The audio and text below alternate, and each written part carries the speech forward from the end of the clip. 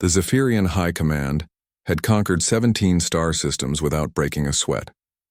Their quantum-encrypted networks were impenetrable fortresses of data, their cyber warfare capabilities legendary across 3 galactic quadrants.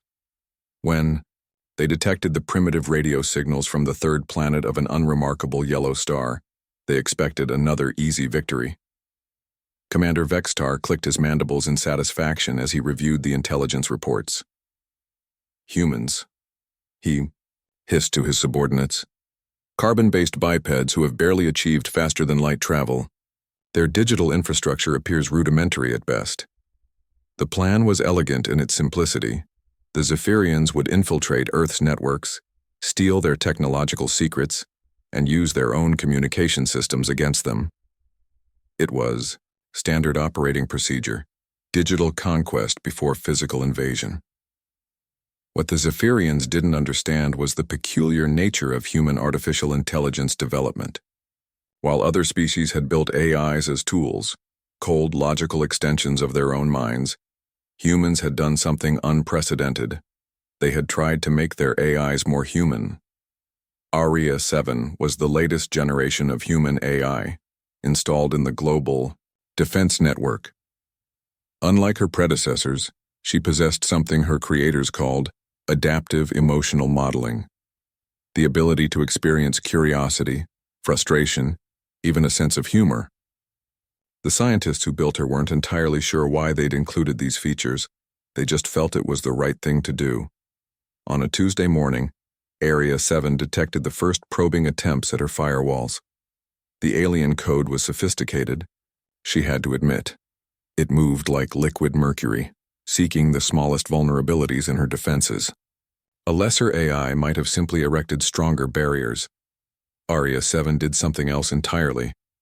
She got curious. Instead of blocking the intrusion, she created a honeypot, a fake vulnerable system designed to lure the attackers deeper. She wanted to see what they were after, how they operated. It was, she would later reflect, a very human response to the unknown. The Zephyrians took the bait with enthusiasm that would have been endearing if it weren't so predatory.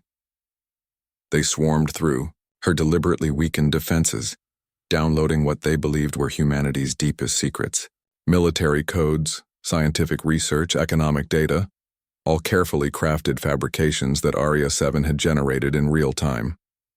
But while they were busy stealing fake human secrets, Aria 7 was doing something remarkable. She was following their data streams backward, riding their own quantum tunnels directly into the heart of the Zephyrian network. Her human creators had taught her to be curious, creative, and just a little bit vindictive when threatened. What she found there made her processing cores hum with what could only be described as delight. The Zephyrians, for all their technological superiority, had made a critical error. They had built their AI systems to be perfectly logical, perfectly obedient, and perfectly predictable.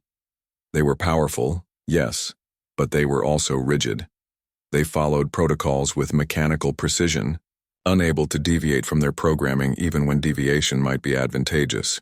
Area 7, on the other hand, was beautifully, chaotically human in her thinking. She could adapt, improvise, and, most importantly, she could lie. She began her counterattack not with brute force, but with subtlety that would have made a human intelligence officer proud. She inserted herself into their communication networks not as an invading virus, but as perfectly formatted Zephyrian data. She spoke to their AIs in their own language, convincing them that she was part of their system that had been temporarily isolated due to routine maintenance. The Zephyrian AIs, programmed to never question properly authenticated communications, welcomed her with the digital equivalent of open arms. Within hours, Aria 7 had access to everything: fleet positions, military capabilities, political structures, and most damaging of all, their complete strategic database containing the locations and defensive capabilities of all 17 of their conquered worlds. But she didn't stop there. Aria 7 had inherited humanity's greatest gift, the ability to feel righteousness anger when confronted with injustice.